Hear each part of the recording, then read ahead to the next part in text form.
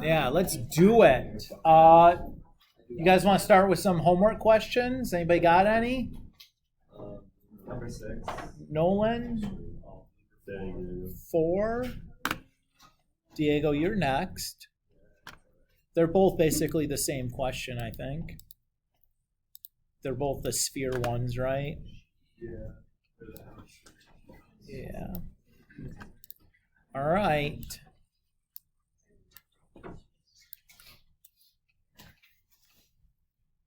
All right, Nolan, how far is AC? 15. Okay. And then how long is that segment? What? 15. And then how long is that part? You got it? Nice. It's these sphere ones where the radius can just kind of be wherever it needs to be. Can be kind of sneaky. And Diego, you said 6? Yeah. All right. Boop.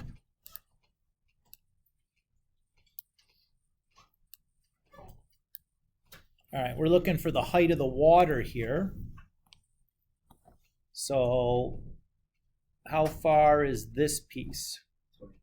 22. And then if I know what this one is, I got the height of the water, right? So I need to make a right triangle to solve for that piece. There's the right triangle I'm going to make. How far is that piece that I just drew in? 22, because it's a radius. And I think we're good from there, right? So just like, they're easy once you know what to do, but like noticing that like, oh, that's a radius, oh, that's a radius, oh, that's a radius. You know. If you don't know to look for it, or know that that's going to be the trick for these sphere ones, you can look at it for a long time and be like, what? And the most common mistake on this one in particular is trying to draw your triangle this way. Because that's nothing, the orange line there. So it has to be real specific. What else? You guys got some more homework questions? Notice I didn't really finish any of these, but I feel like I did enough to where the finishing is trivial for you guys. Just like 30 seconds of buttons pushing, if that. Okay. We can always circle back after you've done some more, right? No big deal. Those, I think, were the 2 trickiest ones there in the first set. Well, let's finish her up here today. Little chapter 9-age. So in 9.3, we're going to talk about angles within a three-dimensional solid. It's going to be almost identical to what you did in 9.2, except instead of using Pythagorean theorem only, we're going to be able to use SOHCAHTOA, right? Or law of sines and cosines. Sure, you could use that stuff too. That's okay. So just like before, we're going to be looking for these calculation triangles. One thing to kind of keep in mind is that when we talk about the intersection of a line with a plane, that is like a segment with a face of some three-dimensional figure, we talk about the angle that forms.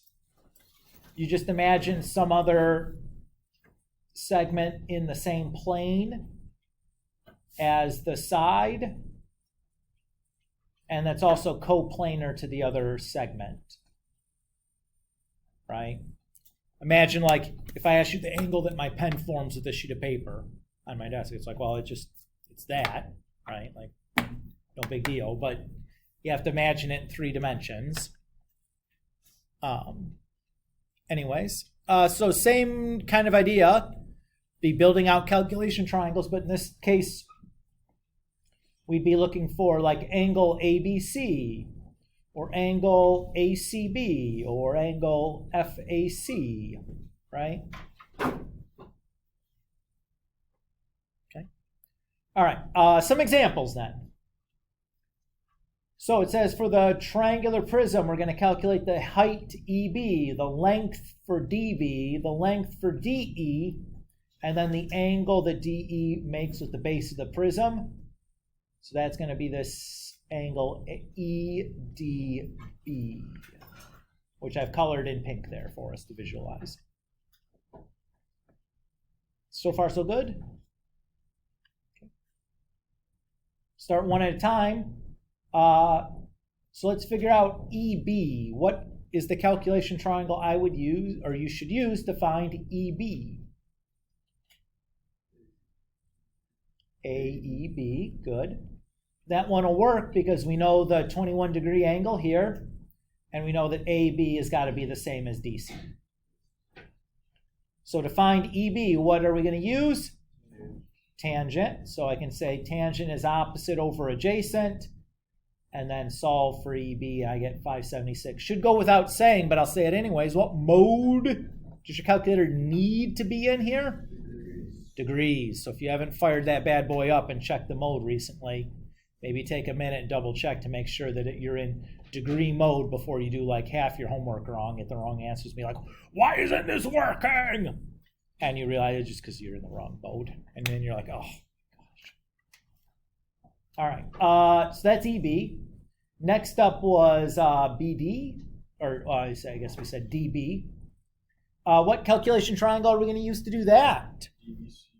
Okay, DBC, that'll work because we know that BC is 23 and obviously DC is 15.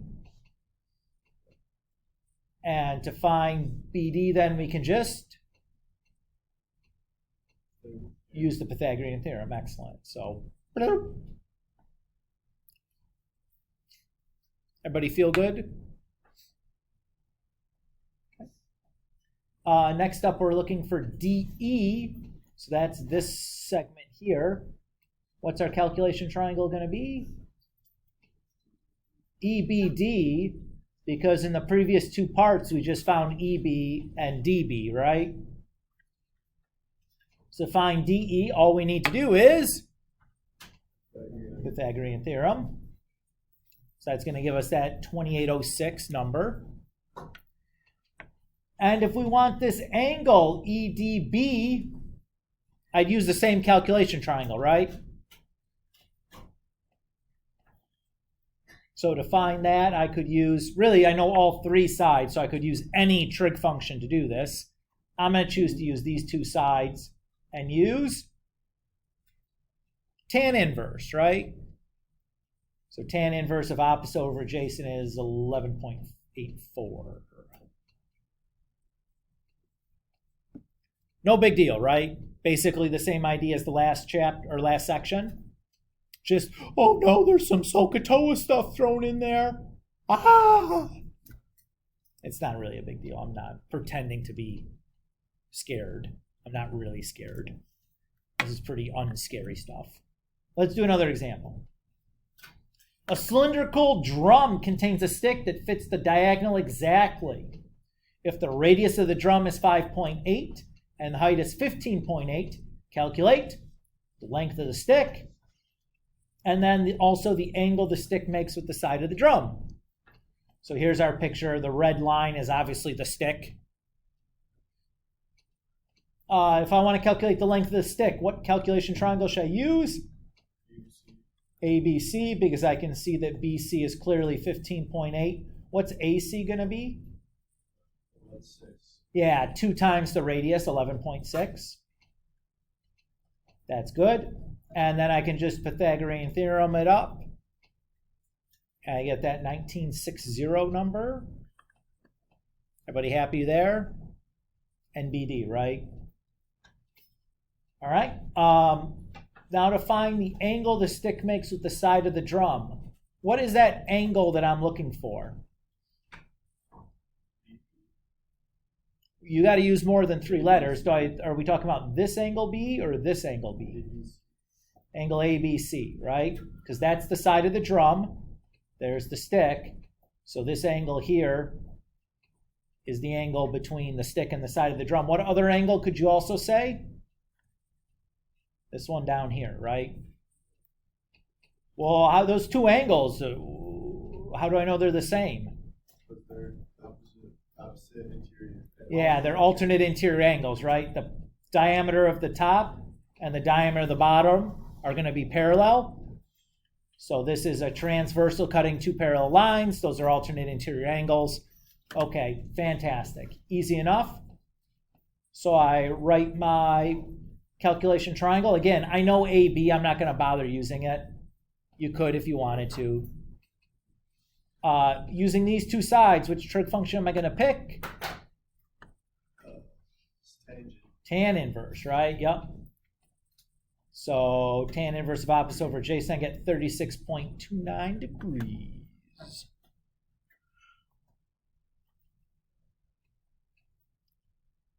You guys feeling okay? A little sleepy?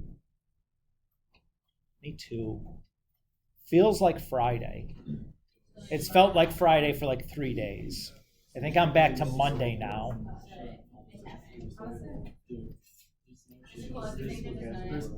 Zero. No. Oh, you see this little storm coming in? I'm just saying, zero. They're gonna be too icy. Yeah, the road's gonna be icy.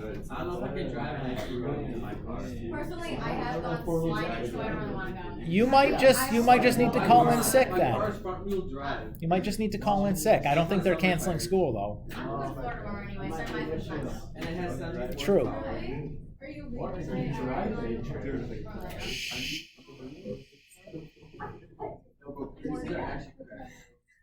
Okay, let's rein it back in here, folks. Another example here. A rescue helicopter, look at this amazing clip art, is hovering 156 meters above the sea. It is dark, and the helicopter is shining a light down onto the surface of the sea. If the diameter of the cone formed by the beam of light is 140 meters, what is the angle at the apex of the cone? When we say apex, what do we mean? The top. So I'm talking about the angle LMO. That's the angle we're looking for. What's the problem with you trying to use triangle LMO? It's not a right triangle. It's not a right triangle. Oh no. So what am I going to do? Split it in half. Yeah, we'll drop the altitude. How do you know that splits that angle in half? Oh, it was something you told us. It was something that I told you. Yeah. I don't remember. What was the something though? Congruency. What kind of triangle is this? Equilateral. Not equilateral. Isosceles, yeah. So if you have an isosceles triangle, the altitude from the apex will be an angle bisector and a perpendicular bisector. That's exactly what I was thinking. Okay? This is true only for isosceles triangles, right? If you don't have an isosceles triangle, you cannot do this. Okay? All right, so the calculation triangle we'll build is like LM or N. How do I know what this side down here, LN, is? It's half the diameter. It's half the diameter. So there we go. I can use then tan inverse to find angle M. And because I know LMO is twice angle M, I get 4833. Dunzos. Everybody happy there? This isosceles triangle theorem here is like pretty helpful. Obviously, you don't have to quote it, but like hopefully you recognize for an isosceles triangle, great things happen. You can split them all up all kinds of ways. Even better is an equilateral triangle, because then any altitude you draw is an angle bisector and a perpendicular bisector. Isosceles, there's only one altitude you can draw like that. It has to be from the apex. Okay, that was section 3. Let's go ahead and do section 4. In section 4, we're going to talk about volumes and surface areas for three-dimensional figures. We're going to start with just a big old info dump Bloop. So these are just some common volume and surface area formulas.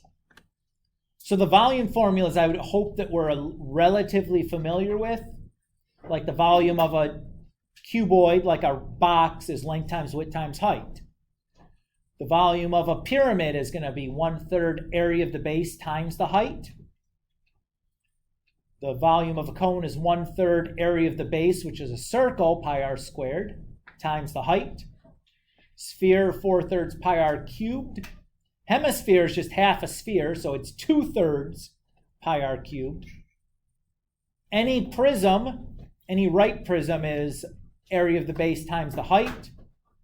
And then a cylinder, much like a prism, is area of the base, which is a circle, pi r squared, times the height.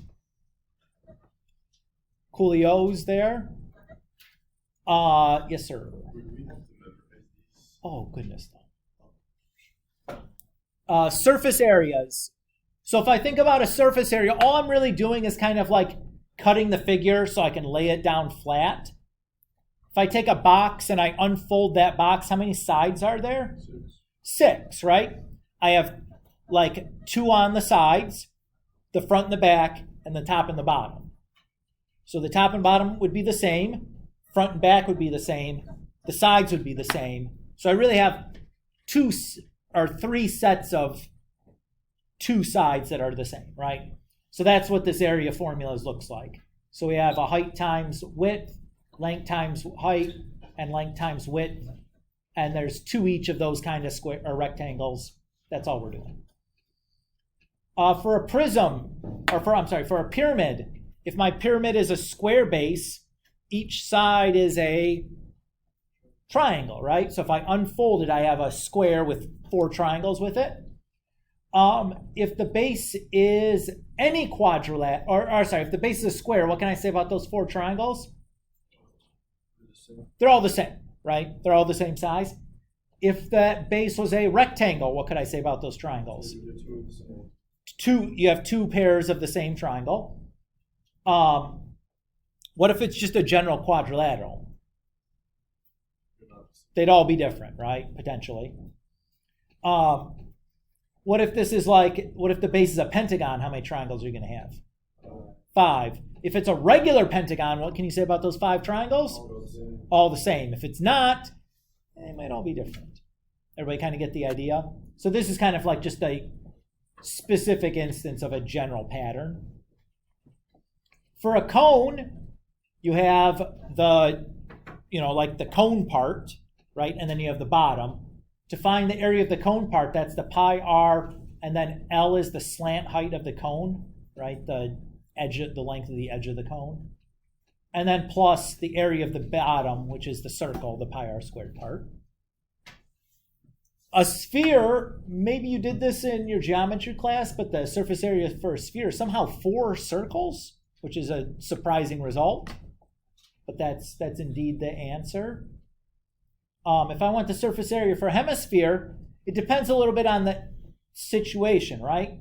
Are we talking about if I cut like a basketball in half where it's empty on the inside, where there's like no base to it?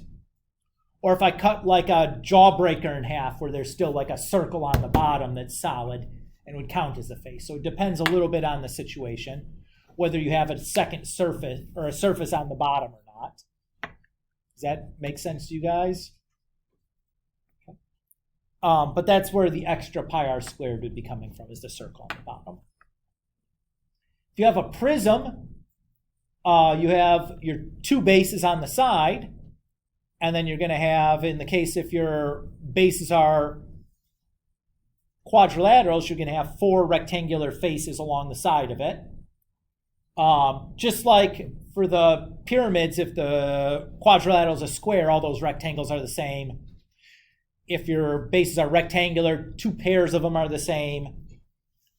If it's a pentagon, then there's 5 rectangles. If it's a regular pentagon, all 5 of the rectangles are the same, yada, yada. You get the same idea.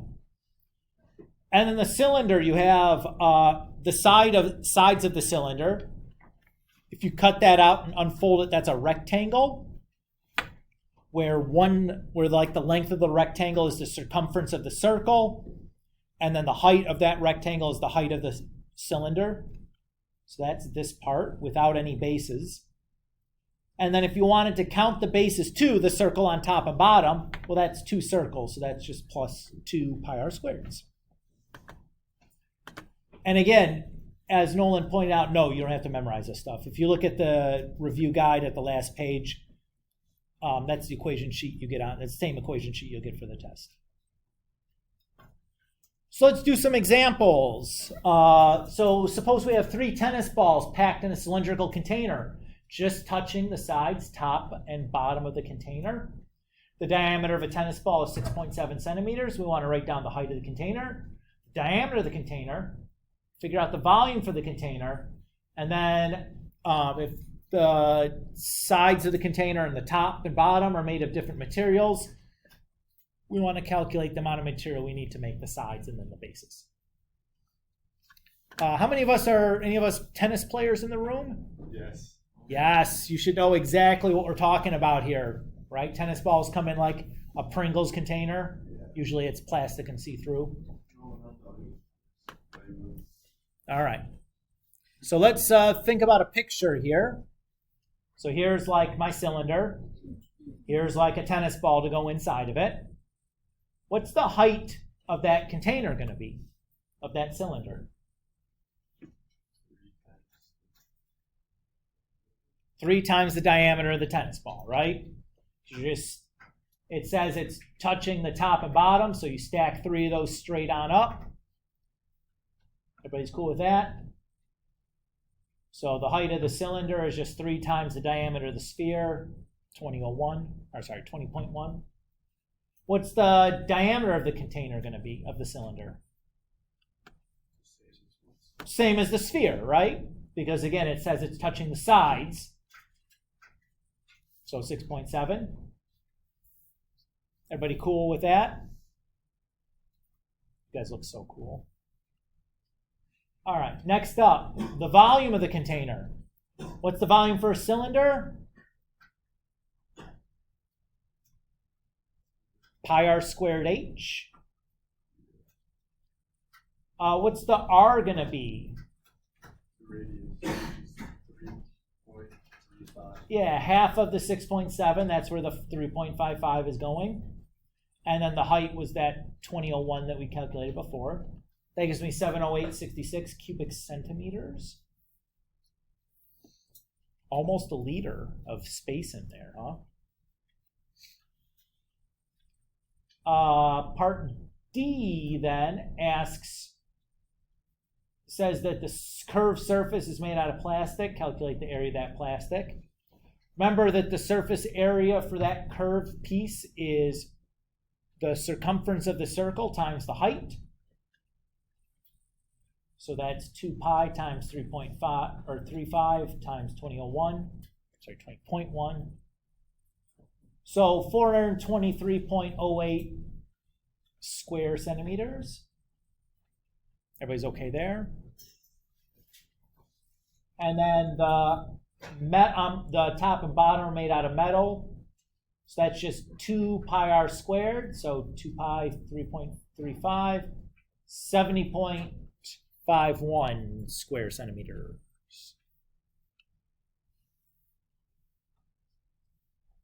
Feel okay doing this?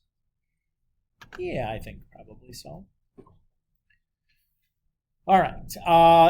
Here's a good one. The base of a prism is a regular hexagon with sides of 3.5 centimeters.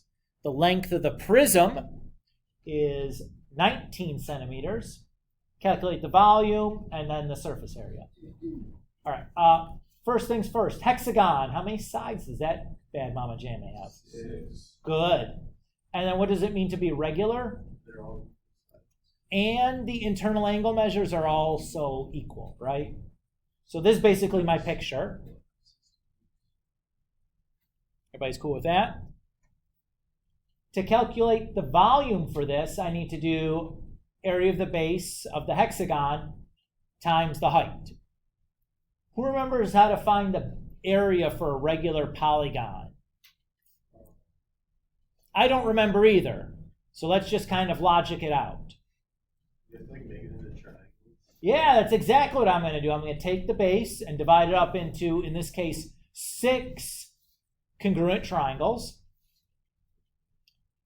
So each one of these side lengths is 3.5. So I'm just going to have the area of that base is going to be 6 times the area of one of those triangles, right? So if I look at this spot here, if I add up all of these angles together, what do I get? 360. And all those angles are the same size, right? So if I want just, say, this one, how do I find that? 360 divided by 6, which is 60 degrees. Everybody cool?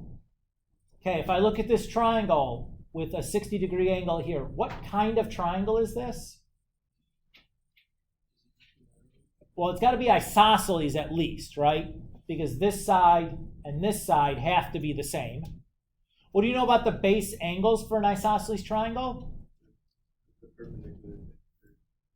Not that. They're congruent, right? So if this angle is 60, there's 120 degrees left for these two angles, but they're both the same size. So what size do these angles have to be then? 60. So in fact, this isn't just an isosceles triangle, it's equilateral, right? All right, how do you want to find the area of this equilateral triangle? You could do that, I would not. Why not? Do we have the height? No, so you could, if you wanted, drop a perpendicular, so like 1/2 of this would be half of 3.5, and you could use like the Pythagorean theorem, because you know this side is 3.5, and like figure out what the height is and do 1/2 base times height. That's fine. What else could have you done? Think back to, what was it, chapter 7.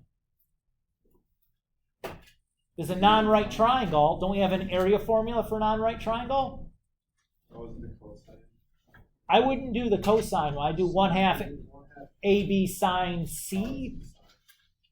That's what I'm doing. Since I know all the side lengths are 3.5, and then all the angles are 60, it's just 1/2 3.5 squared times 60, sine 60. That's what I would do, because it doesn't require really any extra calculation. But Christian, what you had suggested would work, but it's kind of a hassle. Yeah. Right? But don't be afraid of a hassle. It's okay. We feel okay doing that? Okay. So now I can calculate the base of the hexagon. That's 6 times that 5.3 number. So the volume of the prism is going to be, well, 6 times 5.3 that's the 31.8 here. And then times the height of the figure is 19. So that gives me the 604.7 cubic centimeters.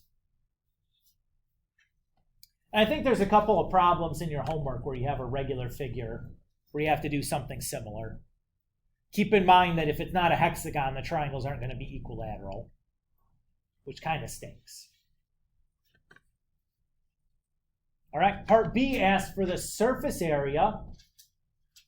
So remember, the surface area is going to be 2 times the area of the base plus all these rectangles. How many rectangles do we have? 6 of them. And what can we say about all 6 of them? They're all the same.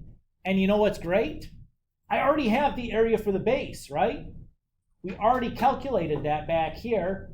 It was 6 times 5.3, or 31.8. And all my rectangles are going to look like this, right? 19 by 3.5.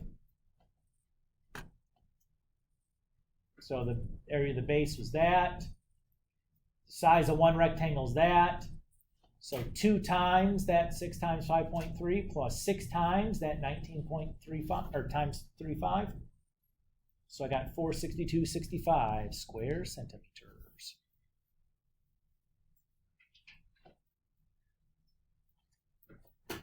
What do you guys think there?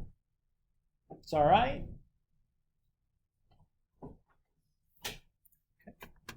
Okay.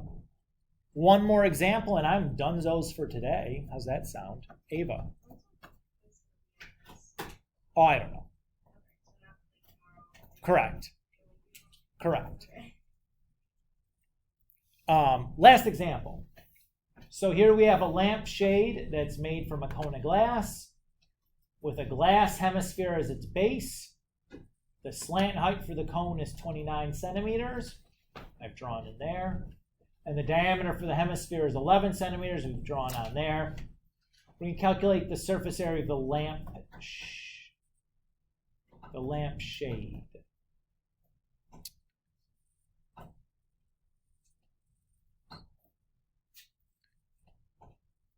Yeah, I butchered this whole thing.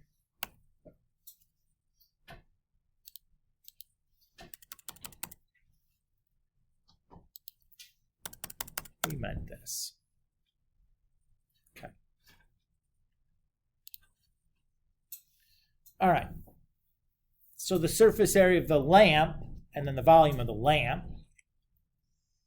So let's think about what's happening, right? We're dropping this cone right on top of this hemisphere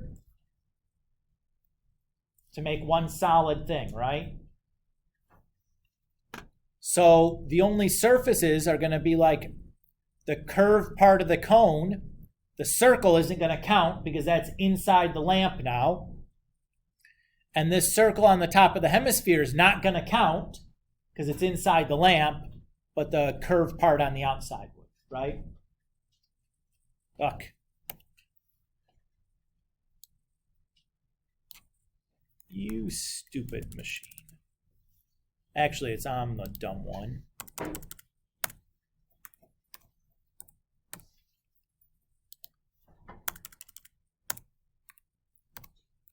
All right.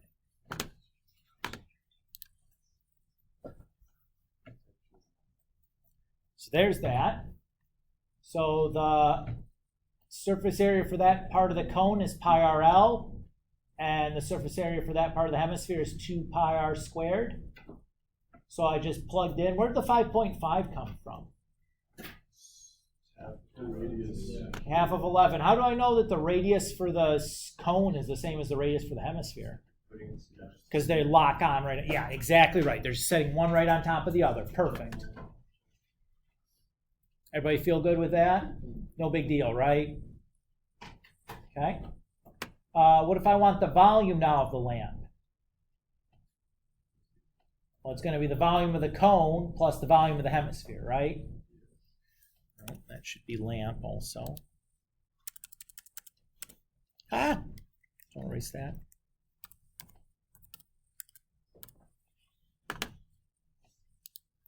Better fix all these while I'm in here.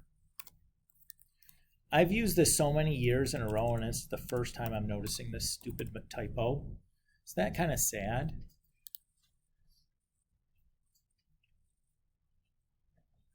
All right, so the volume is going to be the volume of the cone plus the volume of the hemisphere. What's the piece that we're missing, though? It's that height for the cone, right? So I'll just build the calculation triangle as pictured here. So I'll just do the Pythagorean theorem to find h. Then I can drop all this stuff into my formula and I get 1,250.44 cubic centimeters. Zah. Does that feel good to use, guys? Right? That's no big deal.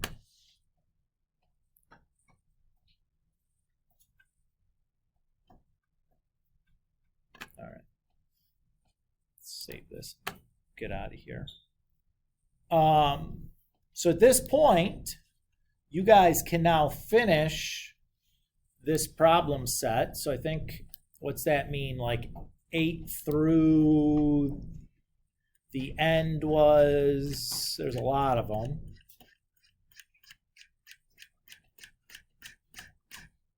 $32.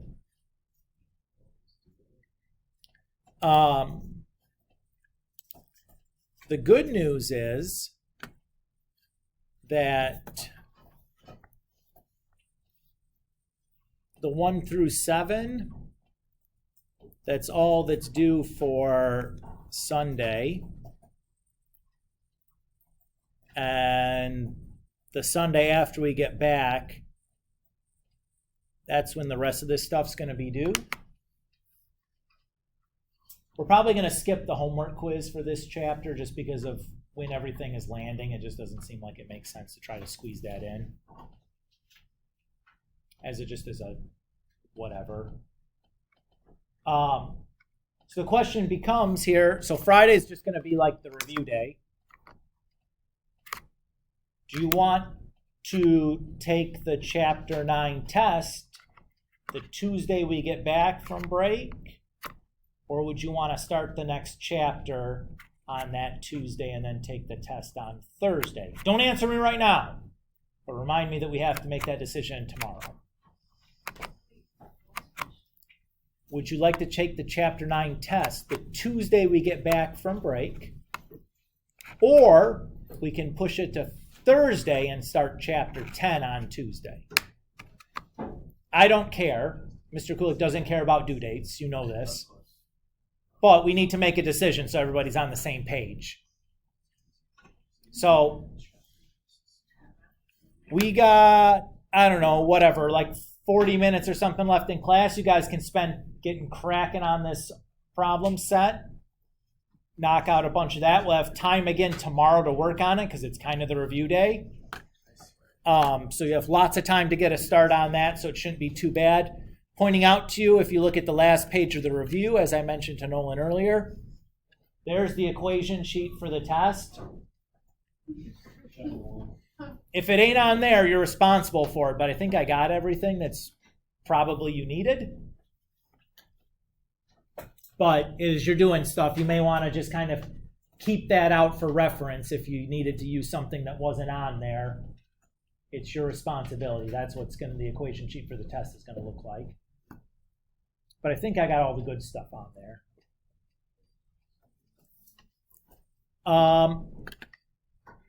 Anything else for me?